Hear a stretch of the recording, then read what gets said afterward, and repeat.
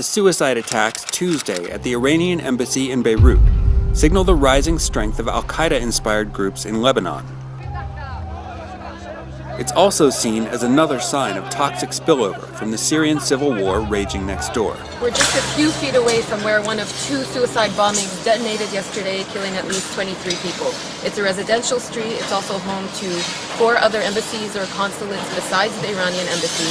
And people today the buildings are abandoned, but as you can see, people are continuing the cleanup effort, dumping glass and bits of wire outside of balconies. We've been speaking to security officials on the scene today, and they said that actually a lot of the casualties yesterday morning were domestic workers who were up early cleaning window panes. Officials worry that Lebanese Sunnis are now being radicalized to participate in the region's jihadi movement, which has long been dominated by other Arab nationals.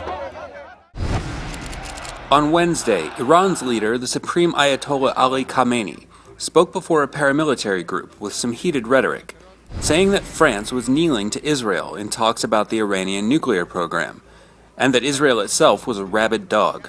He was speaking in the capital of Tehran, and his words seemed designed to placate Iranian hardliners. بنا دارن بر اینکه بر ملت ایران فشار بیاورن با امید اینکه شاید بتوانن ملت ایران رو تسلیم کنن.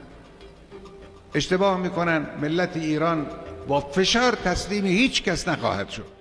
But it wasn't all blustery rhetoric.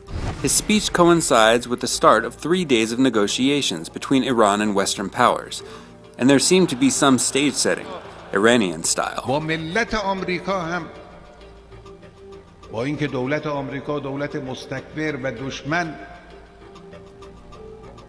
بدخواه و کینه ورز نسبت به ملت ایران و نظام جمهوری اسلامی در این حال ما نسبت به ملت آمریکا هم هیچ دشمنی نداریم اونا مثل بقیه ملت‌ها.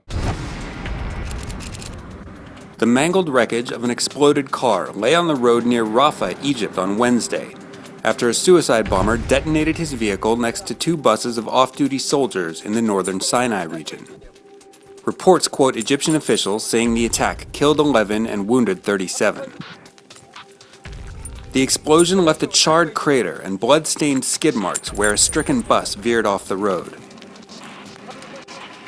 The attack is the latest in a series of anti-government bombings that have been increasing in frequency since President Mohamed Morsi was removed from power in July.